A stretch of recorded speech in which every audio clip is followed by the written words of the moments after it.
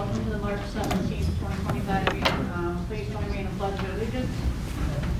I pledge allegiance to the flag of the United States of America and to the republic for which it stands, one nation, under God, indivisible, with liberty and justice for all.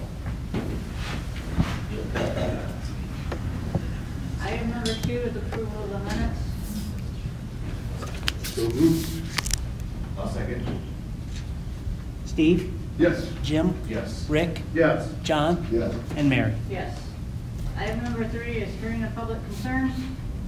Mr. Cox?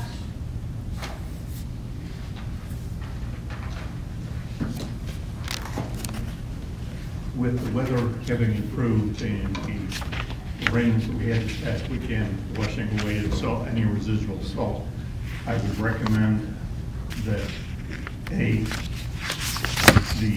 yards be vacuumed of the gravel that has been pushed into the front yards over the course of the winter. And 2, the areas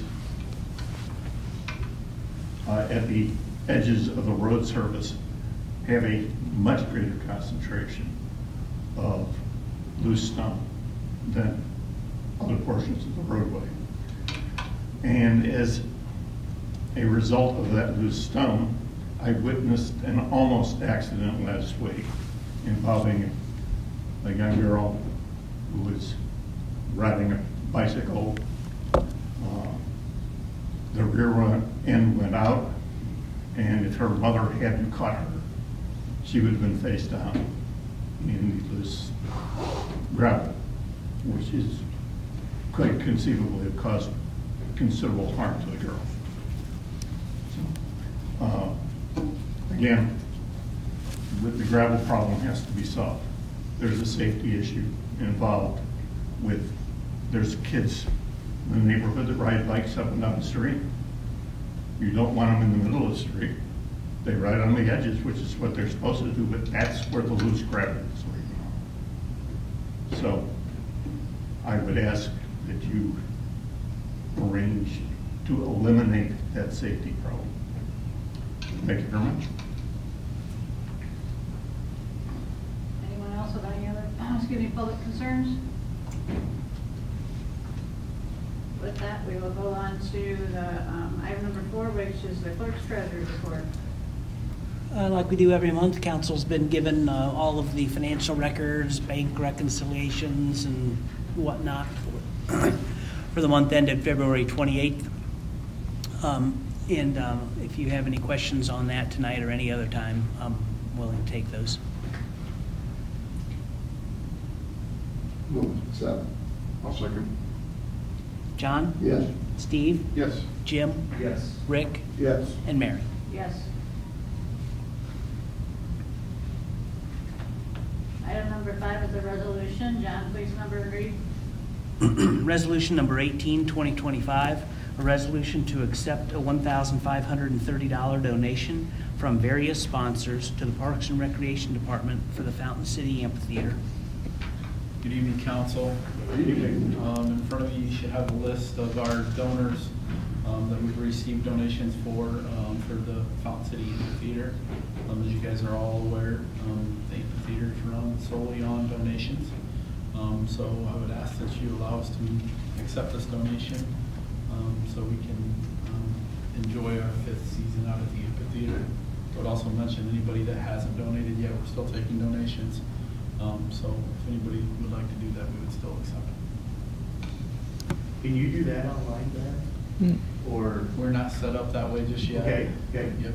Yeah. In the future, I hope that we can work something out where we could be able to do that online. But right now, we're not ready for it just yet. What is that process then? It's just we have a form here in the office, or we can email it, mail it, however, return it through the mail.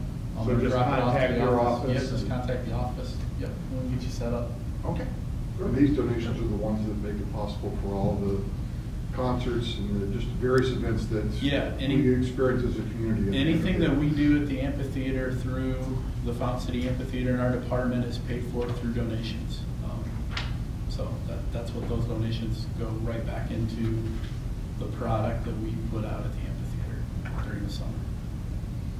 Thank you. Thank you. Thank you. I'll move to suspend. I'll second. Rick, Yes. Steve, Yes. Jim, Yes. John, Yes. and Mary. Yes. And I'll move to approve. Second. Jim, Yes. John, Yes. Rick, Yes. Steve, Yes. and Mary. Yes. Thank you. Thank Thank you. you. Item number 6 is an ordinance. John, please number and read. Ordinance number 8, 2025, an ordinance providing for annual appropriations for the city of Bryan for the fiscal year ending December 31, 2025, and declaring an emergency. I had provided previously council with some background information on the larger items in this ordinance. And I'll give you a real brief description, but I will note that Chief Poole and Superintendent Wigan are each here to discuss those if you have any further questions. But first item, we had budgeted in the fire vehicle fund $900,000 this year to purchase a new pumper/rescue vehicle. And of course, those budgets were put together back in the fall. The actual pricing on a vehicle that the department would like to pursue at this point came in at $1,040,000, $1,040,700 to be exact. So it was $140,000 short of what we had budgeted in 2025. So this ordinance, based on council's consideration of that vehicle and the increased price, would provide the money to do the transfer from the fire department fund to the fire vehicle fund, which is just an accounting technicality, and then actually appropriate the $140,000 in addition to the $900,000 that's already in the budget, so that the fire department can go ahead and place the order on this vehicle, again, if that's what we choose to do.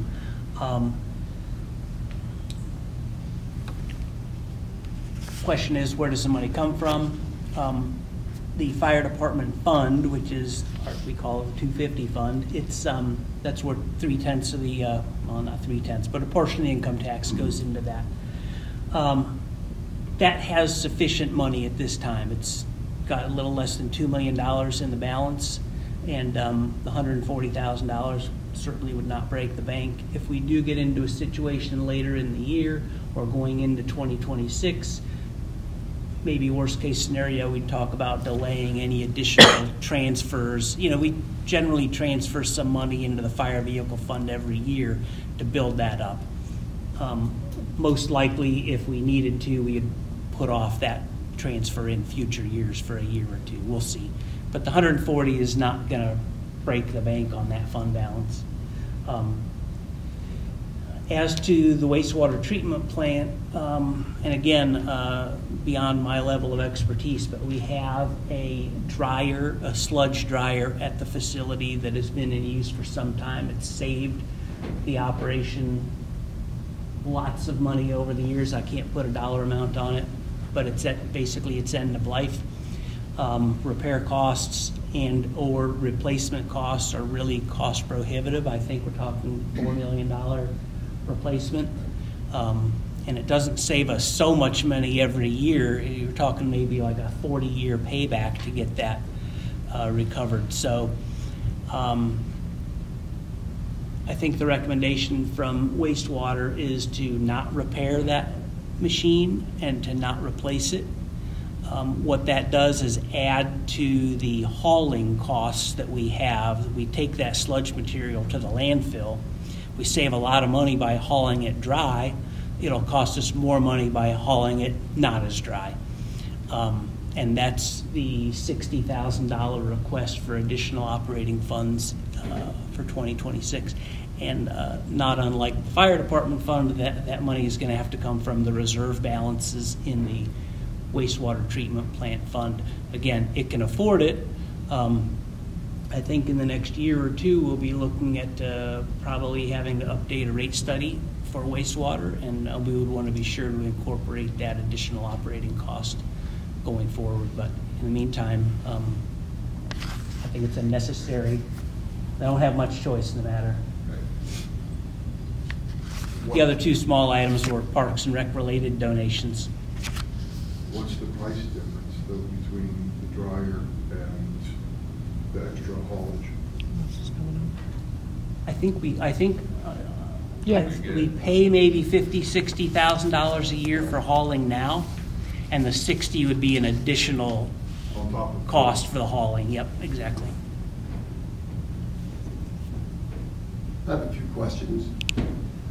Start with the fire department. We'll get to wastewater in a second, if my voice holds up.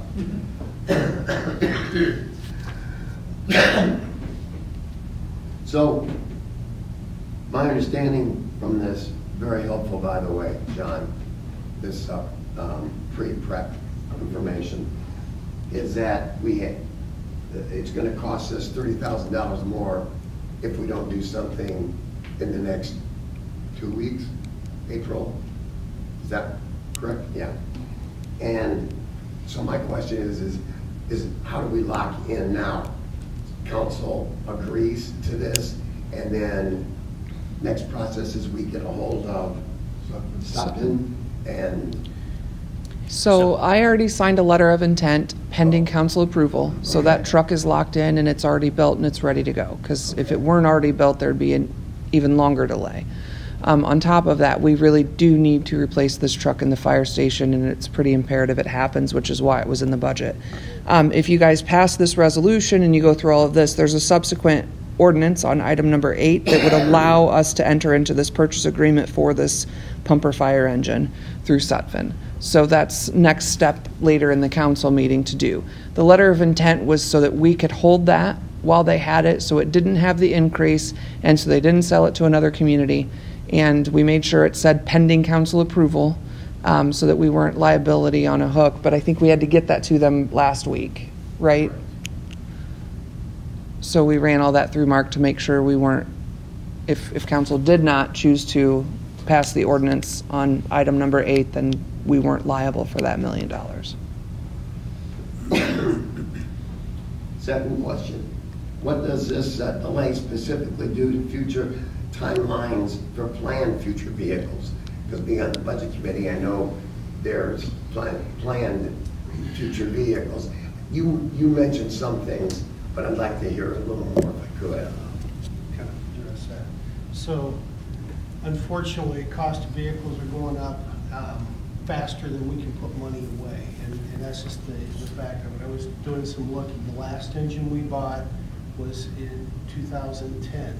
That was $404,000 and some change. So in 15 years, we went 2.5 times. Now I will say this is a little bit bigger than what that was because we're trying to do a 2-for-1 here. We might get closer to that $800,000 if we were doing strictly an engine, not trying to replace engine pumper. But for that extra $200,000 we're putting in this, we're replacing the second vehicle as well.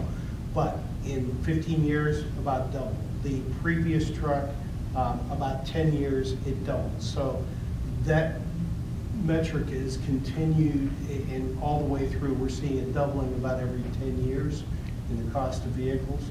So the amounts of money that we're putting back, if we're putting 100, John, it was 120 this last year, so 120,000 by the time that we would get another $1 million put back for another engine, it's probably going to be close to $10 million or $2 million. $2 million. And that's the cost of the tower, which is also at 31 years old now, and that is $2.25 million in today's money to buy a truck.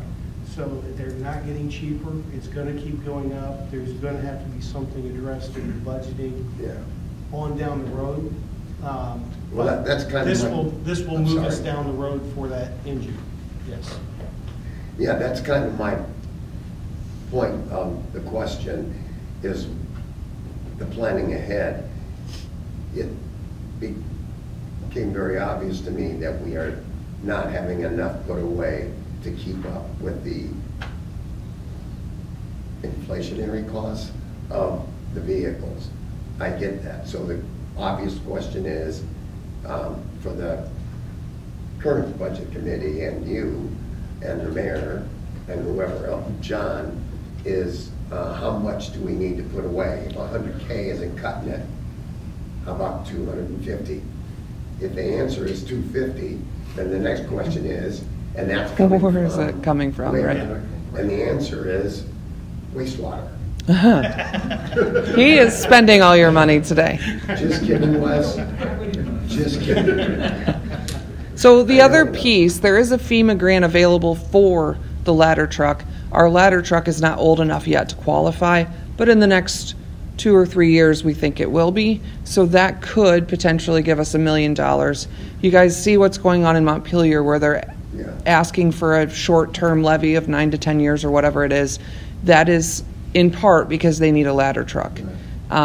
And when people in Montpelier say, well, do we need a ladder truck? Bryan has a ladder truck. Yes, there should be at least 2 ladder trucks in this county. Our county's pretty big. So I don't dispute what their council is doing. I think it's for a just cause.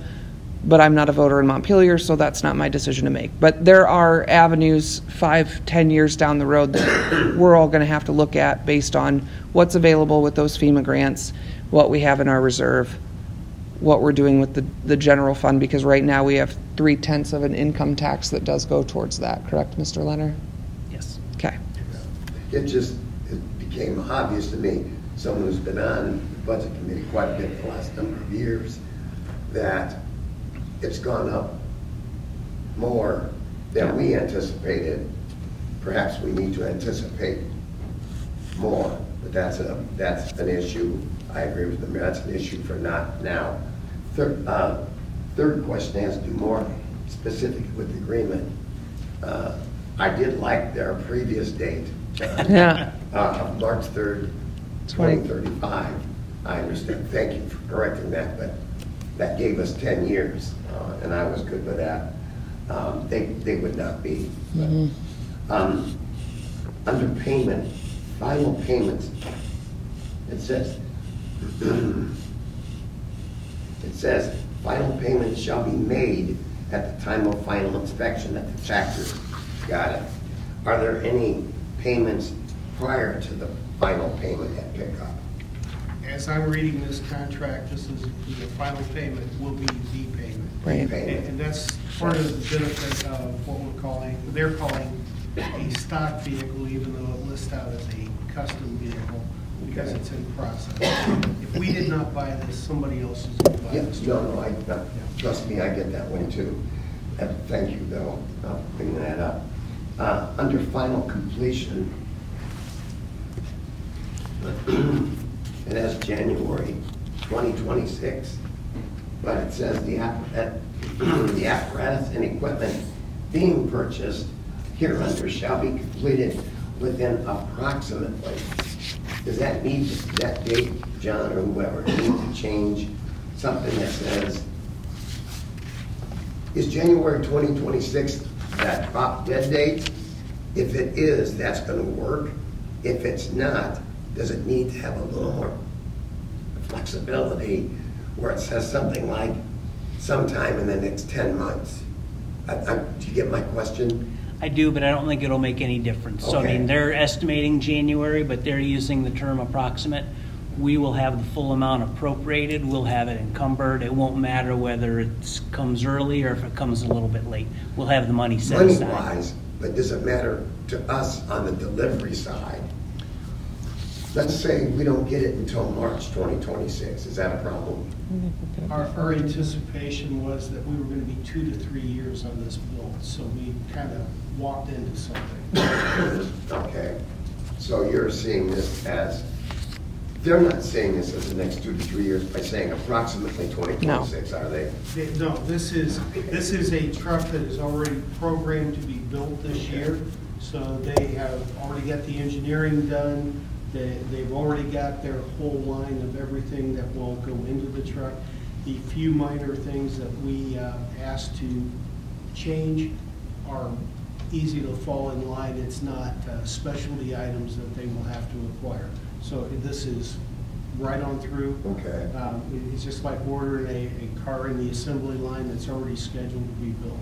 Okay. So if we weren't in this fortuitous position, what is the average delivery time from the time you start this process to the time you get the vehicle? Talking about how many years? As they have been telling us, it is between 2 to 3, and in some cases I've heard they're pushing as far as 4 years, depending on the specific dealers that you're dealing with or the manufacturers and the specific item that you're asking, because some lines, they take longer.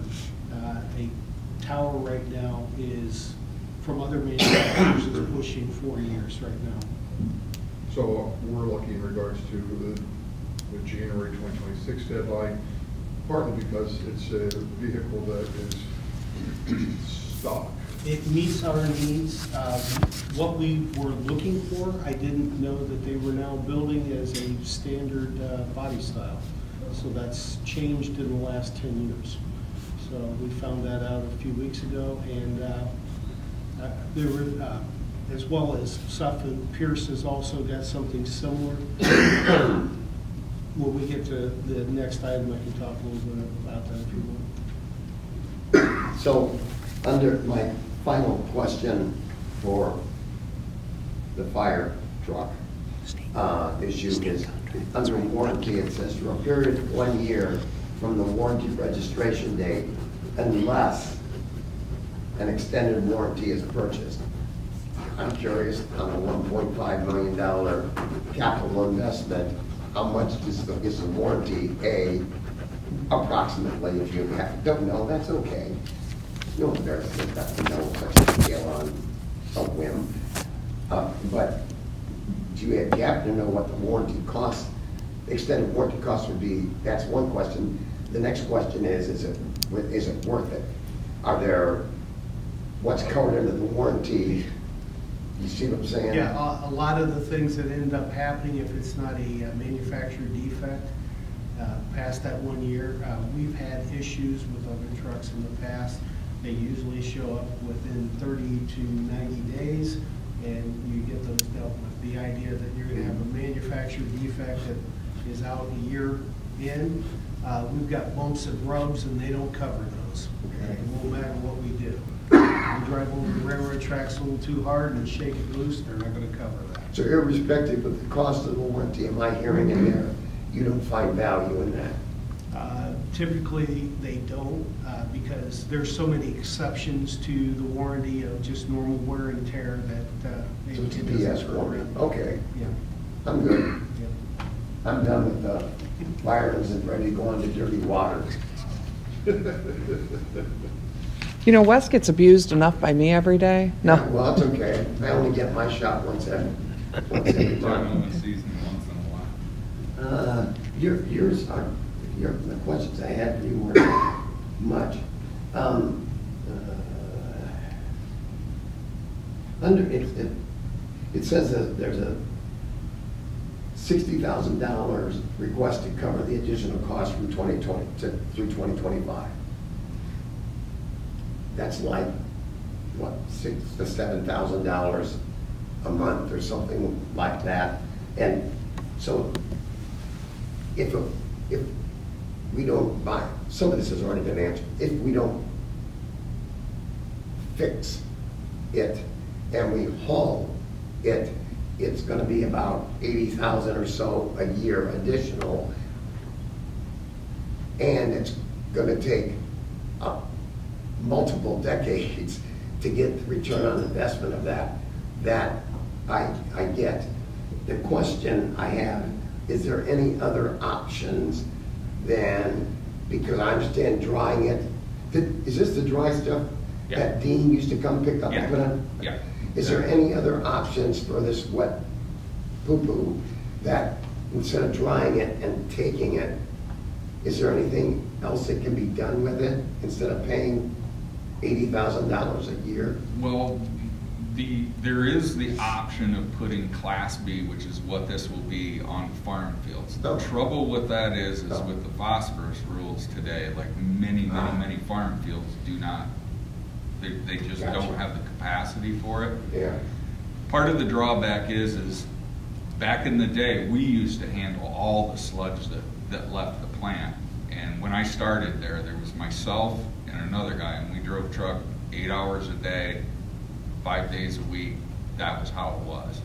And that was our job. Driving the sludge Yeah, it was to liquid. someplace. Yeah, it was liquid at the time. We reduced some of that liquid today, but the bottom line with it is you would probably need 2 more full-time employees to go back to that.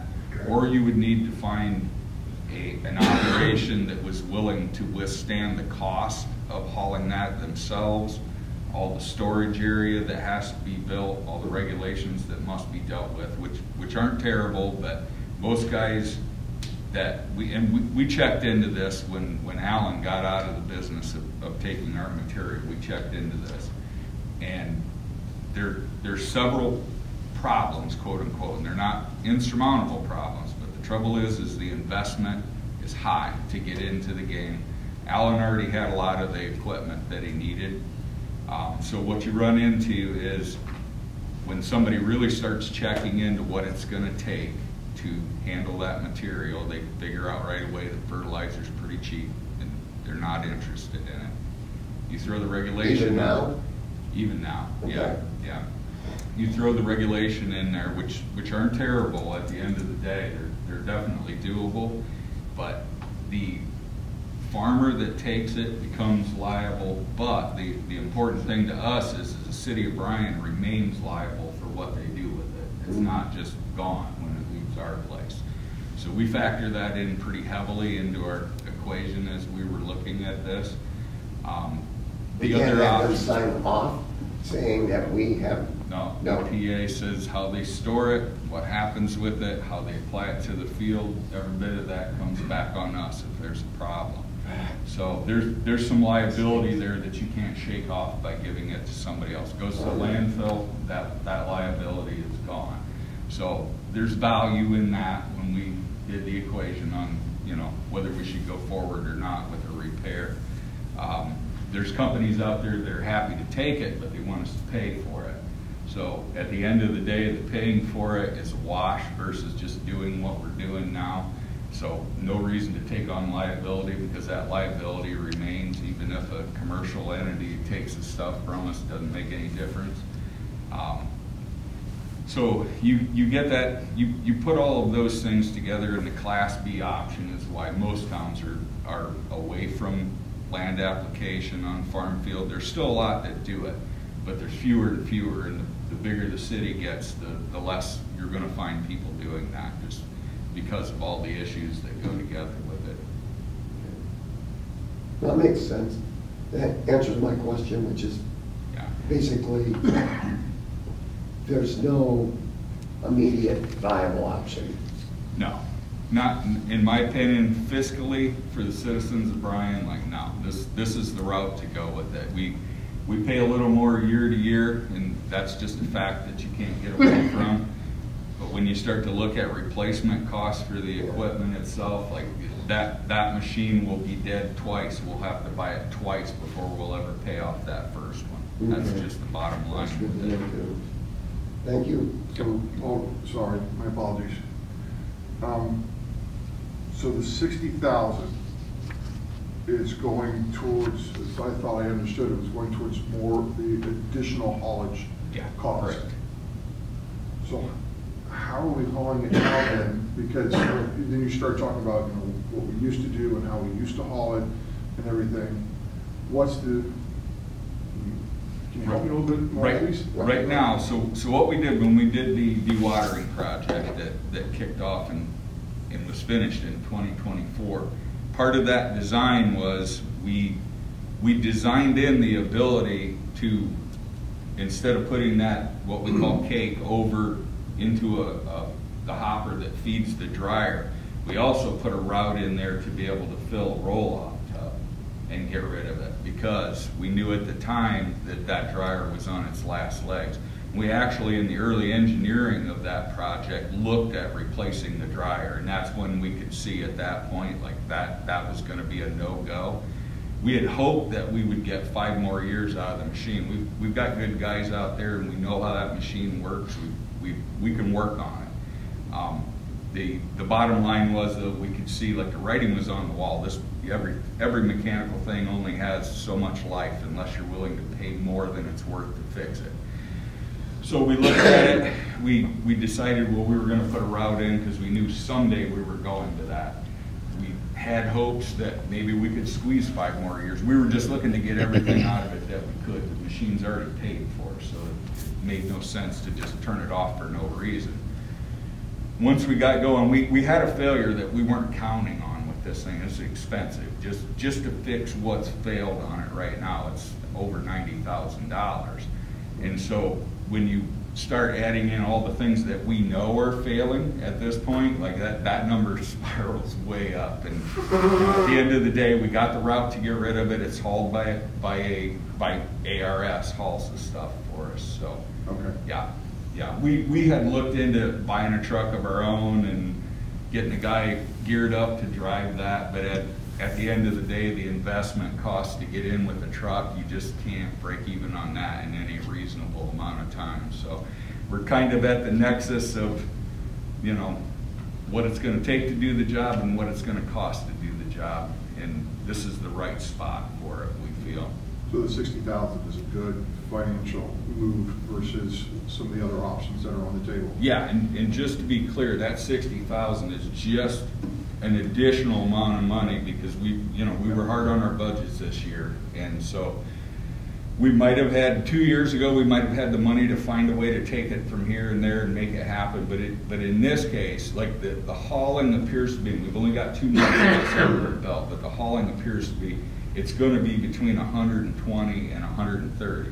So the 60 is to make up the difference that we're short in the budget to do it.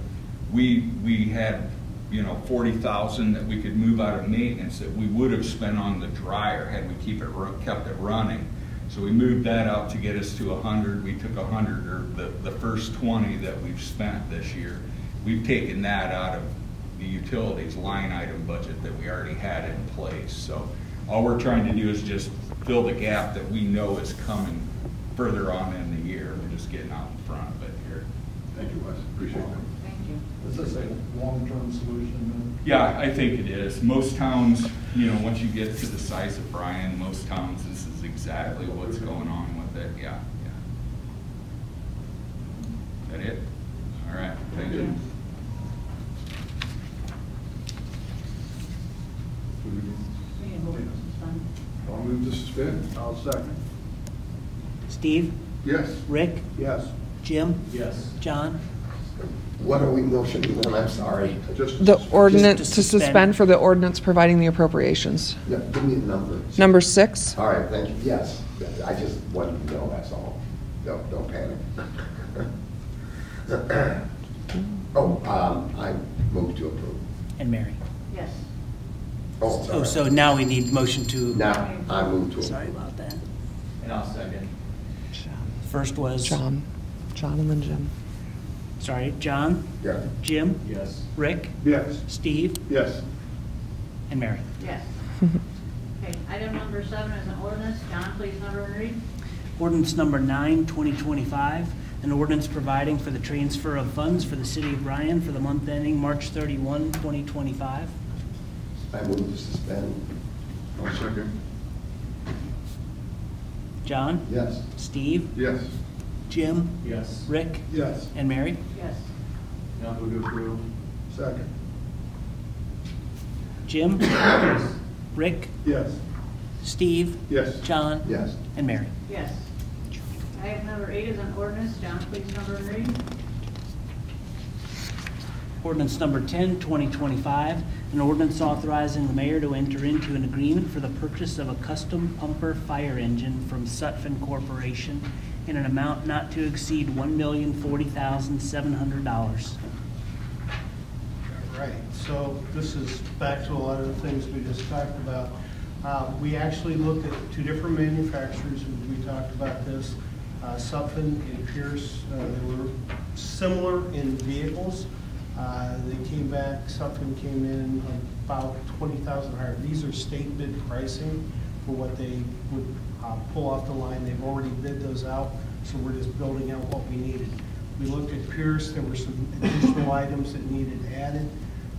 When we got done, that number was probably going to add another $40,000 to $50,000 on top of it.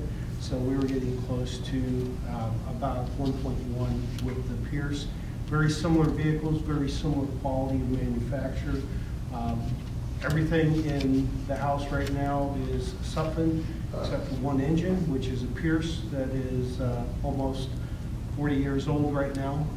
It is ready to go, and it will be replaced with this, but very much considered. There are other manufacturers out there.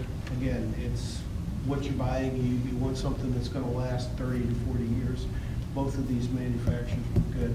Sutphen has put together a very good proposal for us. We've had visit at the plant to actually look at what they're building to make sure that what they've proposed meets our needs. It does. We've asked for a couple of minor items to be added to this to be very usable for us, but again, it is what they're calling by their terms, it's a custom vehicle. That's because they build their own cabs, they build their own frames, everything in-house, so it is a custom in that aspect, but this was a stock vehicle. It was programmed in. That's why we're getting the timeline that we are, and it's a little bit of the pricing. Going back to that, last year we talked about this same vehicle was about $900,000. EPA emissions requirements added approximately $80,000 to a diesel engine. Doesn't matter what you're putting it in, just that cost right there, and then the normal rise of price every year. That's got us back up where we are. April 30th, they've got a 30% increase, or a 3% increase coming in, which again is there. They anticipate another one in about 6 months, and probably another one 3 to 6 months after that. So if we delay this a year, we're probably talking another 10%, and we're right back where we were, about 100,000 short. So that was the appropriations transfers. So what happens to the January 2026, February 2026? What happens to the vehicle, the old vehicle? The old vehicle, We sell it to yeah, we will. 1.2 We will look. No. If I can find a collector for it. Now, I will say we did sell one that went well above what the normal used cost was back in '99. That truck is still in the museum. That 61 Mac. That was an exception to the rule. What we have here is a 42-year-old Pierce engine. It still runs, it still pumps, still matches. There's somebody out there that can use it, but that vehicle's got a few $1,000s in value at this point. New, it was somewhere around $32,000. So we put it on something. Gov deals. Yeah, Gov deals. We'll go through Gov deals, sell that. Okay. And then once, we can do that pretty much anytime over this summer, because that truck is in a reserve status right now. We have 3 frontline engines, so we could take that, get rid of it prior to the arrival. The rescue truck is an 86, that is on a GMC chassis. That engine has been replaced once about 15 years ago, and they tell me there are no more that you can buy to put in it. There's no way to repower it. So again, that is on its last leg. We've known that. I've had contingency plans if it breaks tomorrow. But my idea is to keep that truck in service. It's our rolling toolbox. We don't have space for those tools anywhere else. This truck that we're looking at will be a bigger box so that we can put what we need into that and get it in there. Once we have gotten this truck in service and got it here, we will then sell that truck as well in the same day. So the idea is to get rid of 2 trucks and replace them with 1 vehicle. Because again, we don't have the people to drive the vehicles. I've almost got more vehicles than I've got people on most days. Interesting. Thank you. Any other questions, Willie? I would ask you to approve this so that we can get the proposal signed and. I'll move to suspend. I'll second. John? Yes. Steve? Yes. Jim? Yes. Rick? Yes. And Mary? Yes. Move to approve. Second. Rick? Yes. Jim? Yes. Steve? Yes. John? Yes. And Mary? Yes. Thank you. As I told you, I thought I wouldn't see this till after I retired. I was going to try to stay. Number 9 in ordinance. John, please number agree. Ordinance number 11, 2025, ordinance authorizing the mayor to enter into a contract with Griffin Pavement Striping for the project known as 2025 Pavement Marking Program. That's the only thing green you had? I'm going Friday to watch them play and Sunday, hopefully, so Notre Dame, nobody saw. go Irish. Okay, we received bids a few weeks ago for the pavement marking program. I should say received a bid, one lone bid, just like last year. Griffin Pavement Striping, $138,780. It's about $3,000 more than last year's bid, so I request you suspend the rules and approve this. It was budgeted, and we'd like to get the contract executed. I'll move to suspend. Second. Rick? Yes. John? Yes. Jim? Yes. Steve? Yes. And Mary? Yes. I'll move to approve. And I'll second. Steve? Yes. Jim? Yes. Rick? Yes. John? Yes. And Mary? Yes. Thank you. Thank you. Stay there. Item number 10 is a preliminary plat notification. Andy, you were hidden behind the chief. I forgot you were here, sorry. I told Bryan to stay up there because I didn't see you.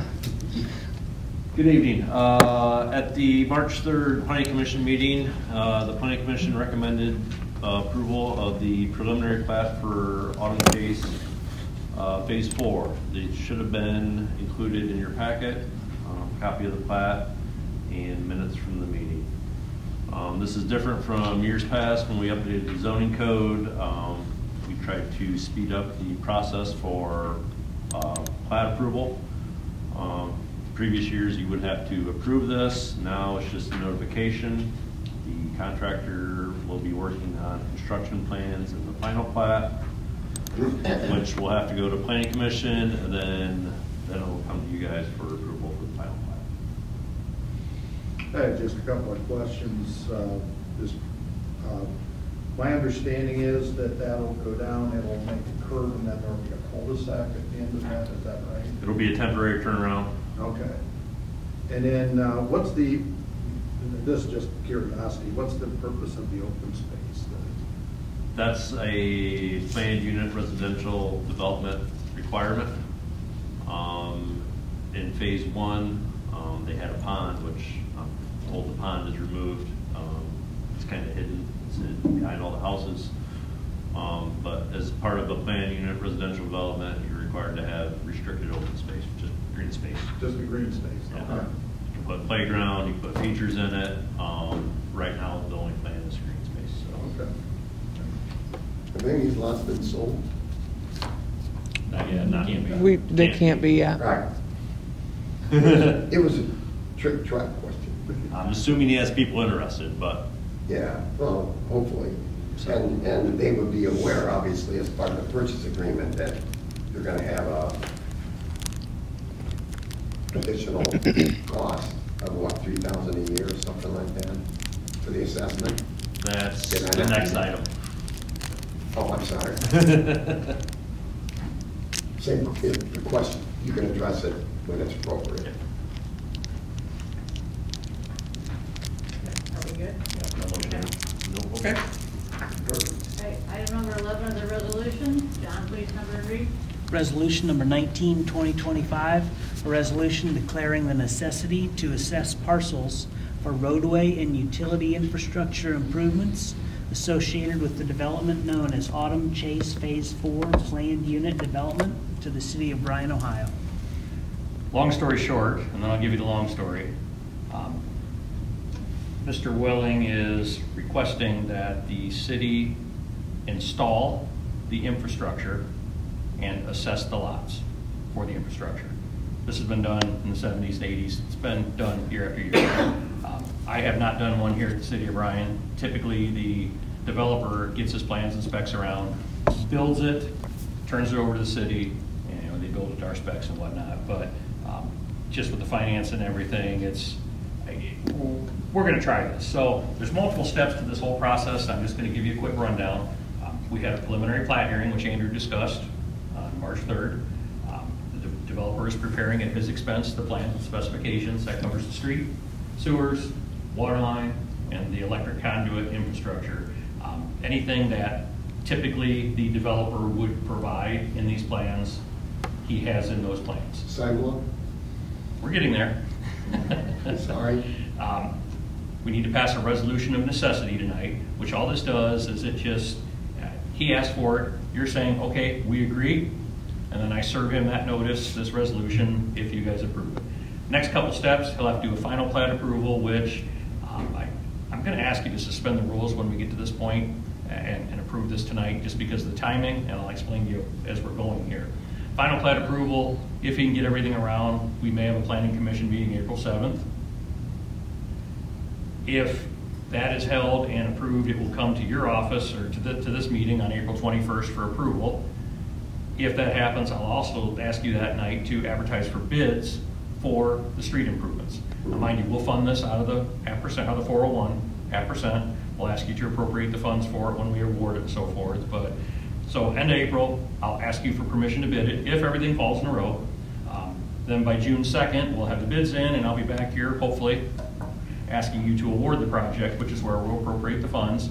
We have ample balance in our 0.5% infrastructure fund to handle this. So we'll do that. We'll build it. When it's all said and done, Mr. Leonard will certify to the auditor what the actual assessment is. We'll divide it up evenly amongst all 11 lots. You know, just for easy math, the engineer's cost estimate was $660,000. So it's going to be roughly a $60,000 assessment per lot. Again, we've done this in the past with Peter's Edition and a few others. Over 20 years, yeah. Yeah, it works out to be $4,032 estimated. This is all just based on estimates. $4,000 in additional tax that they'll be paying, which we use to offset the debt of the infrastructure. So the developer knows we're going to have a $60,000 assessment on this property. So let's say he would normally sell the lots for $70,000. He knows he can't sell them for $70,000 because he got a $50,000 debt hanging over him. So he has to sell them cheaper, but he doesn't have the cost of the infrastructure involved. Basically, we're banking the project, which is what has been done in the past. So it's a good program. ORC sets out the sections 727.12 and 727.30. I've worked with our city attorney on it over and over, and we think we have this down. So I would like to try this. So sidewalks, though, will be built by the owner of the home after the house is built. Our planning and zoning code requires sidewalks. Those come in when the house is built. Right. So the question becomes the expeditiousness of that sale. So let's, is there any general thought from Mr. Willing about approximately the size of these homes and the cost that he's going to be? Similar to what he has out there. Similar, I guess, a 3-bedroom, 2-bath, I'm assuming, maybe. Well, we certainly still need housing in Bryan. Yeah. That's a given. So that's fine. It's the payback, the amount of time should be a good location. Folks, yeah, I got it. Thank you. I'm sorry. No, you're absolutely fine. This is something new, but not new. This is something we haven't recently done. It's a way to help the developer. Right. And we're making interest on our money. And I have no significant problem with helping business folk in Bryan. I don't know if anybody up here does. We're not paying for a street for a development. Right. We're funding the street costs to get the money back through assessment. Financing. Correct. Sense, yeah. And we'll get 2 or 3% interest, whatever we decide on here. So like a normal assessment. So I think it's a good deal, but I would ask you suspend the rules and let's get going on this. Just for my own curiosity, once we get moving on this, any idea of when it would be ready to break ground for the first? Well, I would say, you know, if we can advertise for bids end of April, we can have bids ready to be awarded June 2nd this year. So by August, September, it's 11 lots. It's not a huge street. They ought to be able to build it in a month or two. So we should have lots available for sale this fall. That comes with the sidewalk. You said Sidewalk comes in at the home development. So after you buy the lot, and then you decide to build, and you build and put the driveway and the sidewalk goes in at that You have to time. thicken the sidewalk under the driveway, and we don't want to have a sidewalk that you're going to run construction traffic over and break the new sidewalk. So we allow for phased development of the sidewalk. It's required when the home is built, they put it in. Thank you. So again, this is us just trying to promote housing. This is the tool that we had used back 40 years ago or whatever. I know my home had an assessment right, and it ended right when we bought it. So Peter's Addition was built this way too, where the city basically financed and assessed the infrastructure. We've only got so many dollars excess in 0.5% sitting there. So, if we have another developer come forth, we may be able to do another project. But if we start having multiple, we've talked about, we may have to bond these issues. That's what I was going to ask you. Yeah. John and I have talked about it. It's expensive to bond, but this is a small enough project. We feel, and I'll speak for John, because we've talked a lot, we feel we have the cash reserves to handle this in anticipation of it and not have to worry about bonding it. But if we have a bigger project, if we have a 30-lot development or something, we will have to bond it. Okay. So, speaking to my question. Yep. I would move to suspend. I'll second. Rick, Yes. Steve, Yes. Jim, Yes. John, Yes, and Mary? Yes. I'll move to approve. I'll second. John, Yes. Jim, Yes. Rick, Yes. Steve, Yes. and Mary? Yes. All right. Mr. Willing will be served with this tomorrow. Thank you. Thank you. Thank you. Thank you. Item number 12 is a resignation. Yes, council, I know this letter is dated January 30th, but it did not hit my email box till last week. So we have a resignation from Richard Reed.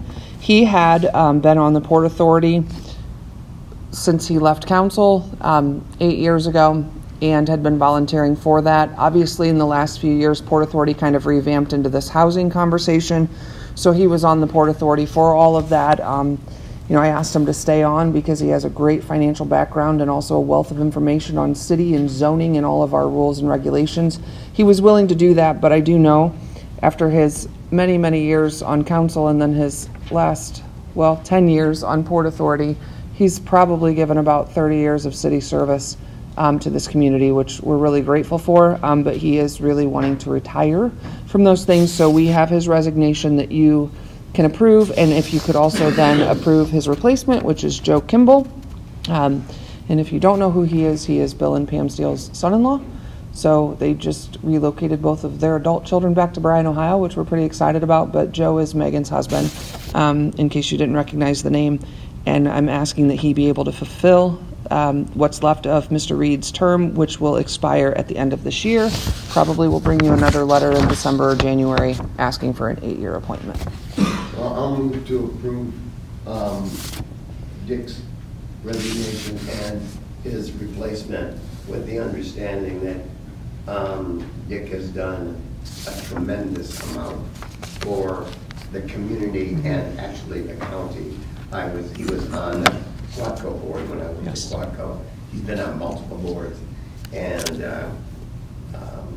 he's been a mentor to me before I decided to even come on city council. So that's my motion, is to accept his resignation with regret and appreciation, and the replacement. Approve, Joe. Okay. I'll second. John, Yes. Jim, Yes. Rick, Yes. Steve, Yes. and Mary? Yes. Thank you. Item number 15 is EMS discussion. Yeah, do you want to handle that, or do you got it? All right, well then look at me sitting here tonight. Don't fall asleep standing. We've had 4 fires to fight in the last 5 days. 5 if you count our field fire. Oh yeah, that's right. That was a big one too. 5 fires. Only one is ours. The others are regional aid. So I assume everybody has a copy of the proposal that we have from EMS concerning us assisting them. And I think it's well known that Williams County EMS has been struggling for personnel and financially, and we have tried to work with them and tried to help any way that we can in the past. We started the first responder program, which has greatly increased our calls. We'd The one thing that we haven't done much of, just because of logistics and MOUs and many other things, was transport patients, even when we had an ambulance. At this point, we have a proposal from them to actually assist with that transport. And part of this is that they are going to provide a vehicle to us out of their fleet. It's not a new one, it's an oldie, mechanically sound, we hope, and that's part of what this agreement is, but it's like anything with a motor and wheels, you never know when you're going to start it up. We have worked through the logistics of what we think that we can support without putting an undue cost back onto the city, especially with our personnel during the day. We already have part-time personnel that are staffing from 7A to 7P. Some of those are paramedics, some of those folks are just firefighters, so our level of coverage varies. However, Monday through Friday, our admin staff are all EMTs, and we have at least one 24-hour firefighter that is scheduled on duty that is also an EMT. We are trying to fill a vacancy for a second, which would be every other day, and the one that we have right now that is that second is expected to finish his EMT training in the middle of next month. So by the end of April, I've got 5 24-hour firefighters that are EMTs. So we don't see that we've got to do a bunch of backfill. There is a little bit of a space here from there 4 p.m. to 7 p.m. that we've got some logistic things we need to work out with our volunteer officers and our admin people. We've looked at this very carefully. We think that we can support what they've asked for, which is from 7 a.m. to 4 p.m. that we provide basic life, BLS, basic life support transport in the city of Bryan, Fire District, which is our whole 72 miles, except for Hillside. And the reason we accepted that is because of the travel distance out, and most of those are transfers back in. So it becomes somewhat time consuming.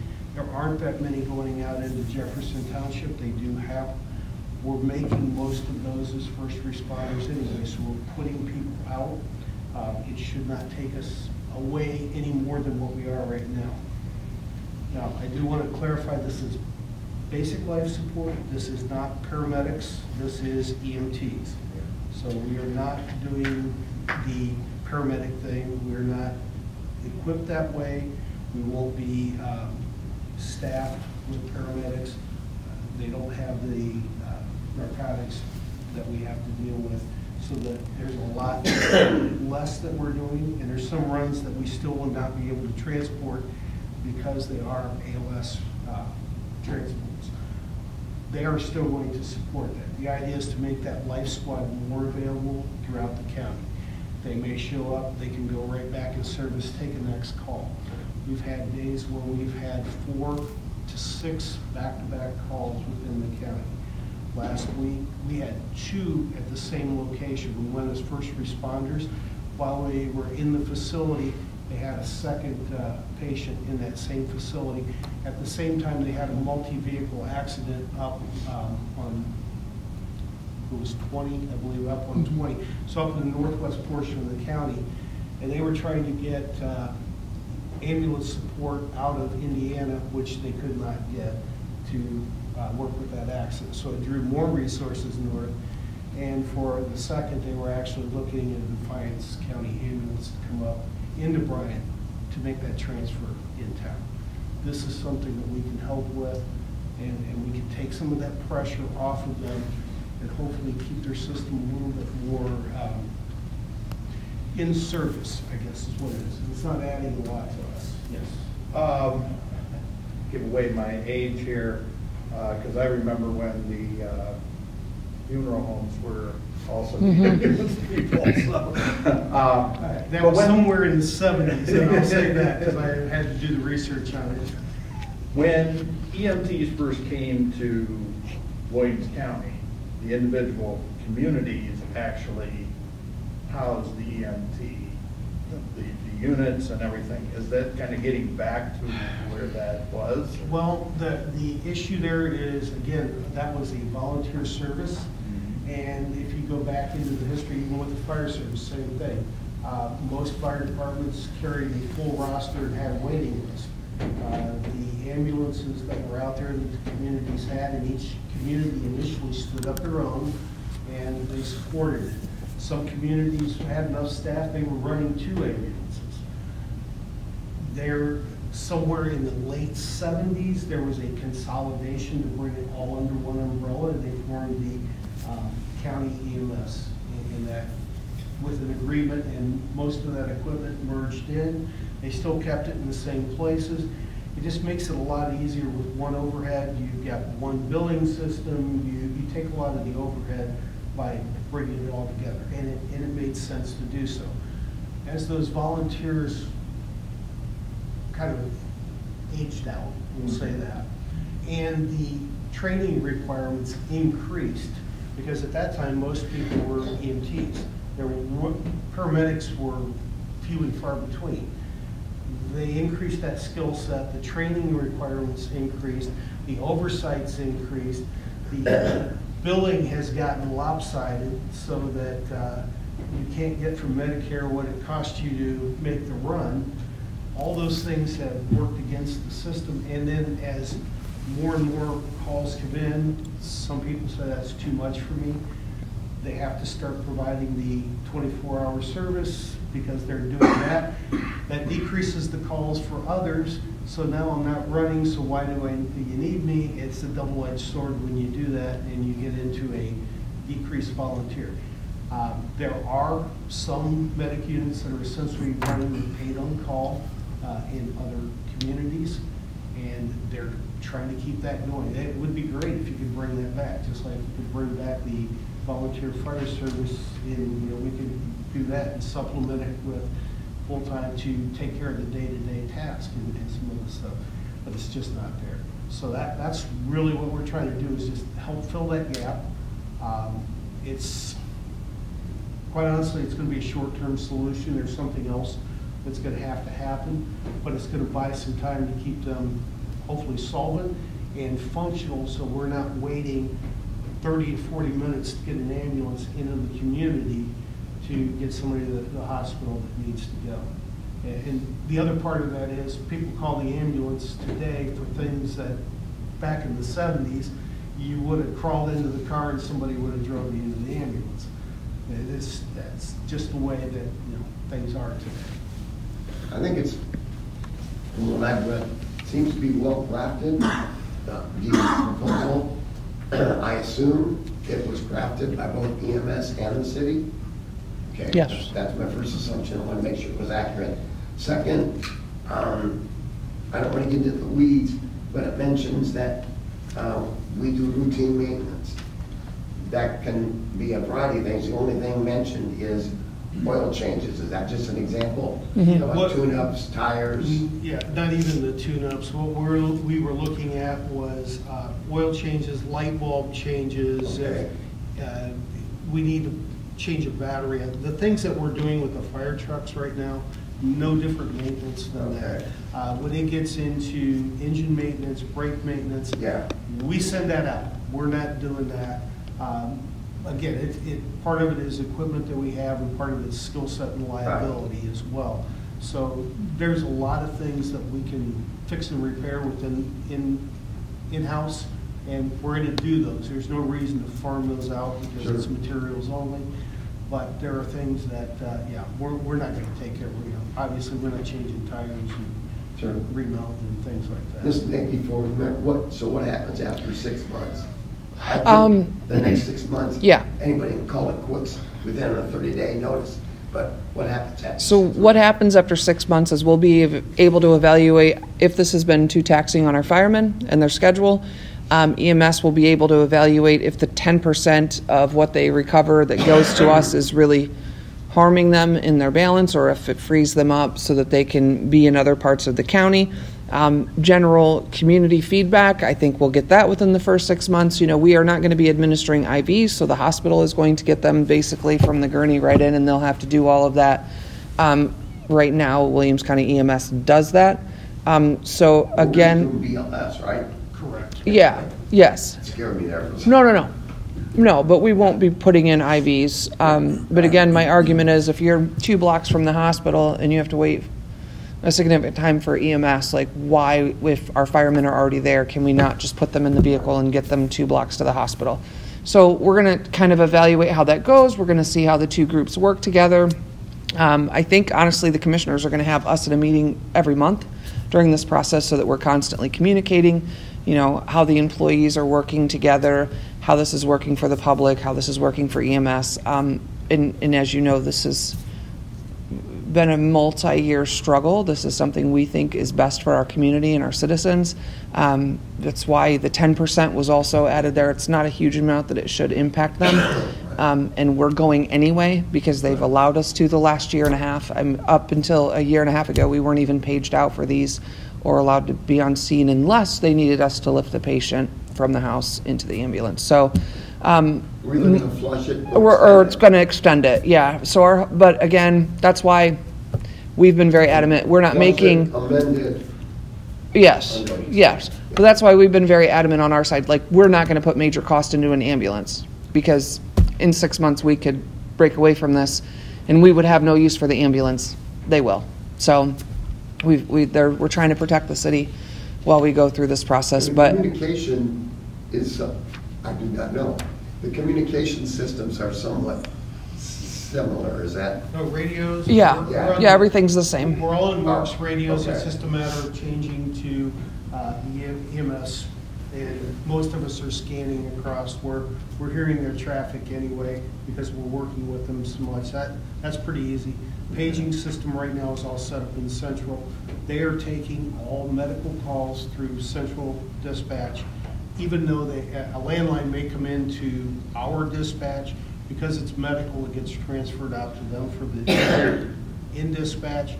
It's just what they call us when they call us, who they actually are paging out. Because right now, if there was something going on in the city, we'll typically see whatever life squad unit is paged and then Bryan first responders. And that's very similar throughout the community. Whatever unit is assigned to it, and then they'll ask for first responders from that community. And that's the way we're responding now. We'll just change, we'll have some minor changes protocol-wise. We actually started setting our pagers up years ago. There's another tone set that if they decide to give us our own medic unit and don't page first responders, they don't want to page their ALS, they can use that tone set. We don't have to go back and reprogram anything. I just click one more notch up on the pager and go to that selection, and we'll hear it. And again, we don't need you to take any action tonight. We just wanted to give you updates as to where everybody is in the process. We think this is our final draft, but we'll be able to confirm that in another week or so on the county end. If everybody is in agreement on this, there will be an MOU that you guys will have at a future council meeting. Preliminary, it looks good. Okay. I do have one other question. For our first responders, we still have those, and we'll run that in conjunction with this? If we have people on station, and this is one of those things that we've got to be very careful what we do of not overtaxing ourselves. I'll use the fire that happened in Stryker Friday. We had an EMS call. We sent 2 people to that EMS call. They were on County Road 17. We had a call from mutual aid. 2 people came in off duty. We got 2 on the engine. Engine takes off. They met with that 2 from the EMS. We had a full crew when we got there. So those things can happen where they are on top of each other. I ran the numbers just to look at what kind of a thing we're going. So again, I'd said this before. Last year we had 1,700. It was over 1,700 calls. 1,387 of those were what were considered medical calls, and out of that, about 75 were crashes. So we would have ran a fire truck to those, and that's one of the things that's going to happen here. If it's an auto crash, it's getting a fire truck, not an ambulance. Now, if I've got people, we'll send an ambulance also, but our priority is that extrication, that safety from that rescue piece. 350 other calls that came in, 60 of those were fires. So you can kind of do the math of what we're doing multiples of. There's always a potential we're going to be on a medical call and have a fire at the same time. It does happen. the percentages are pretty small. So can we support first responders? The answer is, yeah, a lot of days I can, especially if there's 3 admin and I've got 3 working because I've got 2 24-hour people and a part-time working that day. Yeah, we can support that. It may only be one going to the first responder call, but we can at least get somebody there. So we think that we can do that. We're probably not going to do it as much, but we can still support it. But most of those calls will be there first with the ambulance as a ambulance crew as opposed to a first responder. So it's going to change those numbers completely. Okay, thanks, appreciate that. Thank you. I'm just glad the conversation's I think it's a great thing, and I can't wait to see how it materializes, over time. I think it's and I appreciate the commissioners and the EMS, coming to us and let's having a conversation. I love the draft. We've done a lot of background to this, a lot of discussions, Sure. and I think it's doable right now. And that's the idea of the trial period, is to see if this works. So once we've got an opportunity to sit down with them, make sure there's no changes. I think the idea was to have an MOU Yep. that we can. I had asked the county prosecutor to draft that, and then we'll have Mark review it and get it before you guys. Perfect. But also didn't want you to look at the draft for the first time that night. I mean, this is a pretty big undertaking for everybody, and it's going to take a lot of cooperation and collaboration. So wanted to make sure you guys could breeze through that and look at it first. Thank you, appreciate it. That concludes the things on the agenda. Mayor, do you have anything? I'm going to give my time to Mr. Allsbaugh because I'm really proud of a group of kids from Bryan schools, and he wanted to talk about that. Yeah. I got back into Bryan today at 4:45 after spending the last 4 days with our band in Philadelphia. And as a community, we have so much to be proud of. Our students performed well, they behaved well, they interacted with people well. I mean, you're taking people, students, adults even, who have spent the vast majority of their life in a community the size of Bryan, and then here we are, and we're in Philadelphia. It was just amazing to listen to the conversations they would have. The number of times people come up and go, "Where are you from?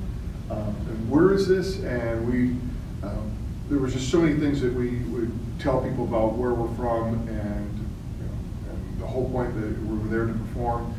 If you had a chance to see them on television, that was the icing on the cake in regards to things. But I mean, we went to Independence Hall, and we got to see the Liberty Bell, and I learned that George Washington was 6'2", and he was one of the tallest people in the room signing the Constitution, and the whole there was just so much that we went and saw and did, and between the kids and all of us, each one of us hiked probably a good 15+ miles in those few days. I can guarantee you when that bus gets in tonight, they're going to be very tired.